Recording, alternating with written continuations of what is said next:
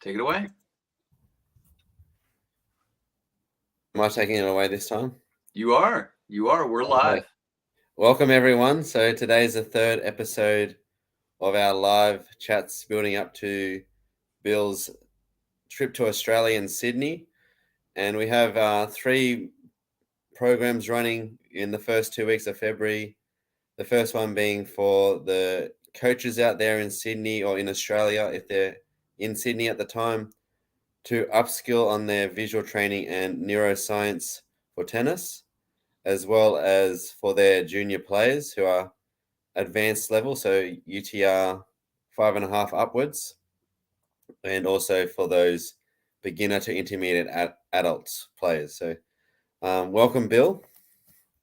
All right. Hi, Ryan. How are you? Yeah, good, thanks. How are you? I'm doing fine. So I want I'm to, excited about the trip. yeah, so it's only 44 days away until you arrive, 42 days until you leave. So Yeah, I've got it on my, let's see. I got the countdown. Let me look at my little countdown timer here. 42 days, 22 hours, 8 minutes, and 33 seconds until I arrive at the airport. nice. Yeah, so it's getting closer and closer, and time flies. So, Yep. so let's talk about our programs Mm-hmm. with the junior coaches. Yeah, advanced players. What's the aim with them that we're looking at? What type of programs would be running for them?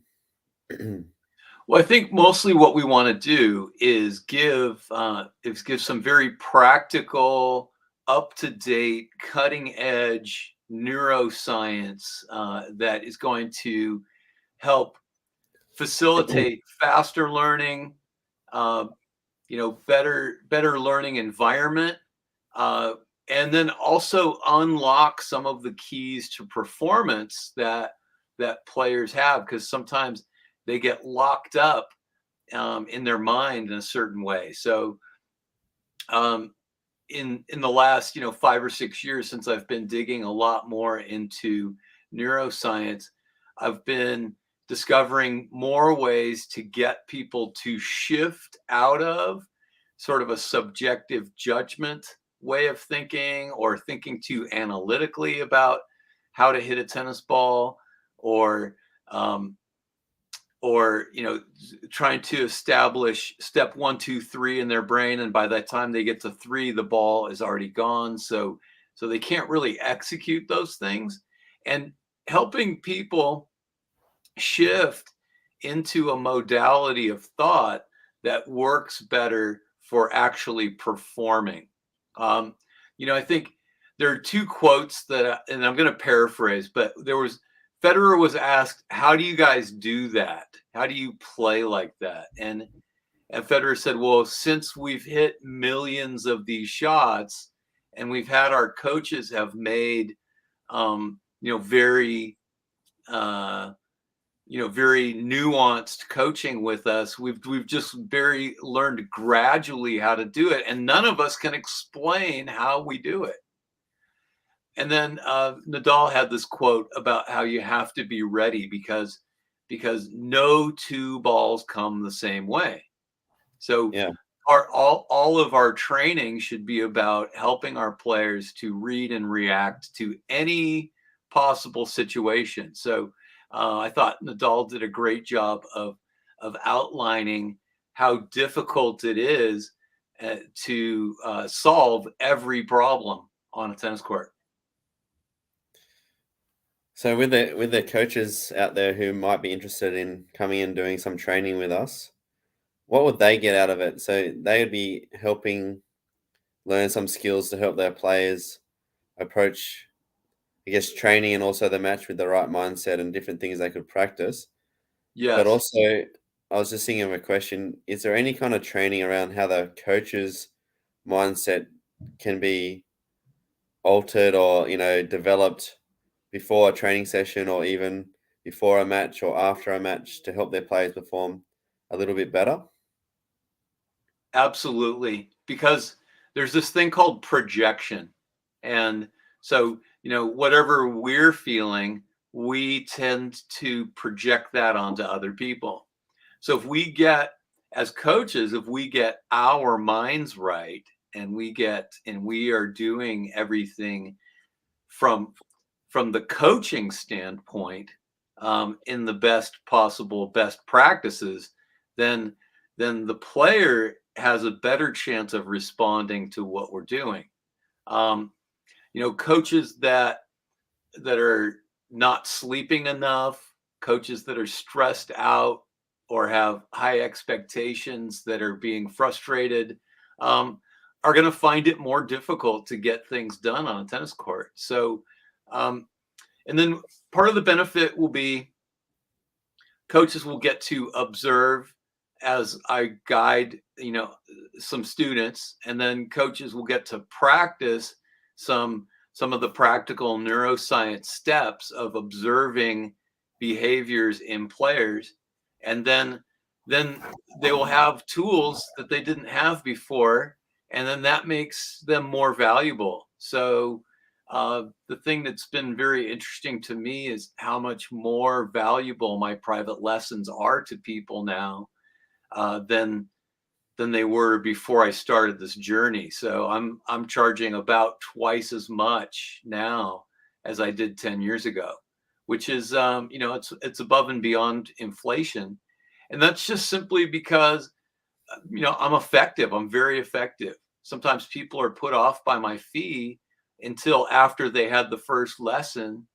And then once they've had the first lesson, then it sort of blows their mind and they're like, oh, well, you know, the money didn't seem to be too low because what the benefit that was received was so great that they can't imagine themselves not continuing. And that's a really fun place to be delivering so much value to people that they really can take the lessons that they're learning on a tennis court and apply them to their lives. I've had people come back to me and say, "Oh, the thing that I learned, in my last lesson, I generalized that and I used that at work, and here's how I did that, and then I'm now more successful in my job." Um, so these types of principles for overall success can, are be very targeted towards tennis, but then they can also be generalized to other things. Yeah, that's really good. It's kind of like it's hard to unlock a player's potential if you really can't unlock yours, and if you're getting frustrated about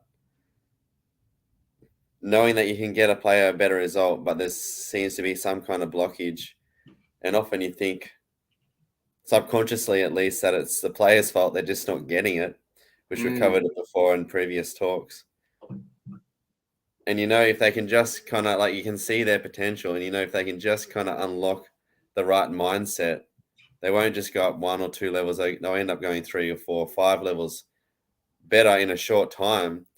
And once you can get them to do that, then you can, yeah, the charge is like, if you're getting the result, people are happy because you're getting the result in half the time, a third of the time. So it's worth it. So, yes, absolutely. So yeah, let me give you a couple of vignettes on that. So in general, the number one thing that my new students face is that they are overthinking. And then each student sort of has their own profile. Some players seem to want to build a checklist of first do this, then do that, then do that, then do that, and then they're trying to remember the checklist and execute the checklist. And unfortunately, some coaches' method of teaching plays into that and makes them build these checklists, right? The way to yeah. defeat that is to teach something as a whole.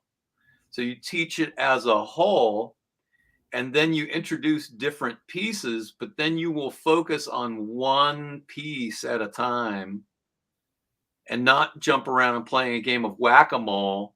But I usually start with people's contact point, because a lot of other things can be wrong, but if the contact point is good, then a lot of good things can happen. Another thing that happens is some players have more subjective judgments, and a lot of that is because of the way they were raised. So you'll find that some people culturally, uh, call things good and bad, and that's wrong, or that's good, and that's and they things are very black and white with them, and so then they get into the cycle of, if they hit a good shot, they feel pressure to hit another good shot. And then because they felt pressure, they got tense. Then they hit a bad shot. And then if they hit a bad shot, then they feel like they have to try harder. And then they get more tense. And then they hit another bad shot. And then they develop a complex in their mind that they're not capable of hitting two good shots in a row. So Yeah. what really they need to do is stop subjectively judging their performance. And then still other people are trying to figure it out. It's like, I want to comprehend, I want to understand how it works. But the analogy I give people is, you use a calculator, but maybe you think for a second about how the calculator works, but if you're punching the numbers in and it gives you an answer, you're happy that it just gave you an answer. It's Yeah, not that's a good necessary one. for Yeah. you to know how it works. So then what we'll get into is the difference between comprehension and apprehension, because comprehension is a high level brain skill, but apprehension is mid and low brain. And the more we can, as coaches, help our players to work from their low and their mid brain, then the more automatic that they're going to be in their play.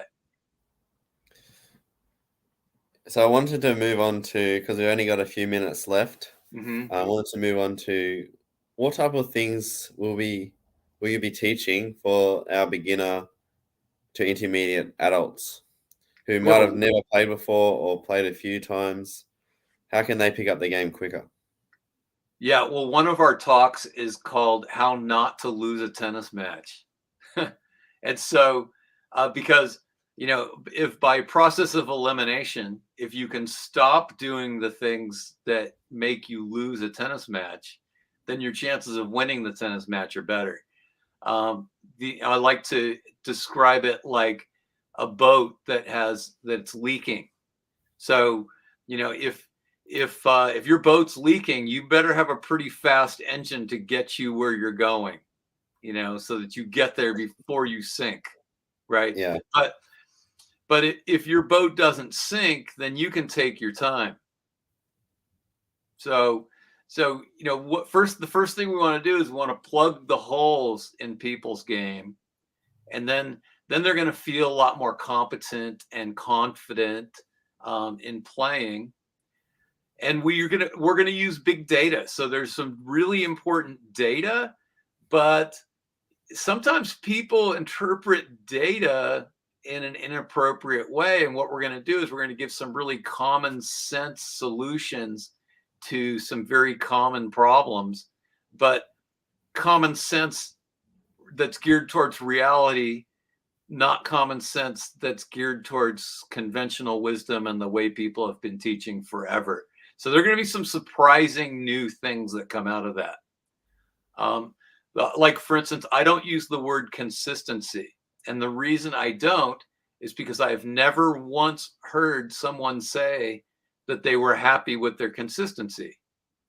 So instead, what we focus on, instead of consistency, which is vague and hard to define, and every missed shot is evidence of being inconsistent, instead we focus on, I want to make more shots and I want to hit more shots where I want them to land. And that's measurable. Yeah, that's right. When you're talking about the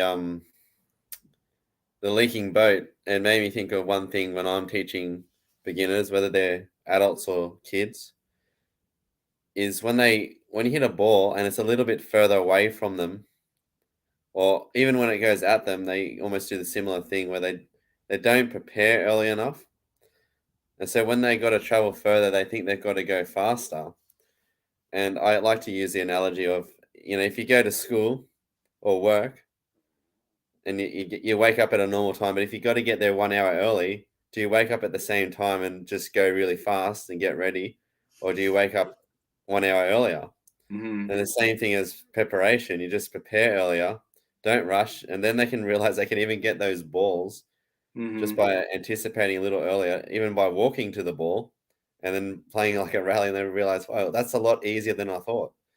So yeah, Yeah. just No, it's a having great that one. right pause just to kind of calmly go through the steps and then relax ball by ball.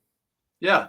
No, I have something similar, and I'm not going to share it because it's so similar to what you said that, the point's already been made. So that's a really good one. Yeah. All right. So in summary, what can everyone be looking forward to? Well, we're going to talk about, one of our topics is how not to lose a tennis match. We're also going to work with some of the subtle plays and how to be very successful in doubles. We're also going to get into a whole course on visual skills because um, because if everybody's as different as their fingerprint, people are actually more different in their visual experience of the world than they are in any other way. So so we're going to have like a whole range of visual skills to be able to help um, a very large percentage of people. I haven't yet met someone that I could not help visually, but sometimes some people's visual issues took a little bit longer to solve because they weren't the same. They weren't common problems. And and then also then we're going to do a really fun thing of there are 5 different large group games that I use that I use to teach both singles and double skills. So that's going to be a great thing to do, especially for teams and larger group programs, so that you can make the program really fun, but then also insert teaching where you're actually teaching everybody all at once, but you're almost fooling them into being taught. It's just feels like a game. They don't realize how much information they're getting, and they're working out because it's continuous motion. So they're getting a great workout. So they don't even realize they're getting a great workout and they're learning a lot. They just think it's a game. So those are just the That's first great. things that pop off the top of my mind. But I know you need to wrap this up quickly. Yeah, I guess on that topic, I guess they can realize they're getting better. They can realize they're actually playing a game of tennis rather than just standing around refining their stroke work like they would be playing golf. And they come off and they don't think they've learned that much, but they have.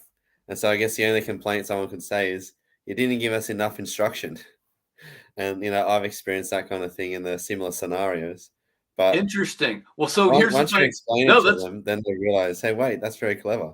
let me break in on that. I mean, and that's a really good thing because people worry about that. They worry that it's not Yeah. serious enough. There wasn't enough talking by the coach. But the way I defeat that is by when you see a certain player who got a tip and now all of a sudden they're performing that thing and they've improved dramatically and everyone in the game can see it, and then you stop for a moment and you say, hey, you remember how Ryan wasn't really picking up his half volleys very well? He was either hitting them in the net or he was blasting them long. But now Yeah. Ryan gets down low and he gets down with the ball and he just has a very nice touch on that. And then everybody can relate to that. They can see, and every day it's somebody else's turn. And when you probably want to try to find at least one thing for each player that they've improved on the day. And then everybody collectively goes, oh, wow, we all learned a lot. So the That's right. player is going to be the one that defends the coach when the parent wonders if enough is being taught. I just got a comment there while from someone watching the video while you're talking. I'm looking like I have a mad face, not moving like I'm a Really? still Oh picture. So no, I don't think of you as being angry. In the States, we have this thing called RBF. Do you know what that is? no. Okay, so if anybody wants to know what RBF is, then message me directly, and then we'll accuse Ryan of having RBF. But I'm not going to say it out loud because it's not polite. All right. Thanks for that, Bill. I guess we'll see everyone again in another 2 or 3 days to give you out more details. If there's any questions that anyone wants um, answered, just send through a message to Bill or myself, and we'll be sure to include that in the next video or two. Excellent. And in the next video, try not to look so angry, Ryan. I'll give it a go. Yeah. All right, very good. Yeah. All right. Are we ready to end? Yeah. Thanks, Bill. Okay, goodbye, everybody.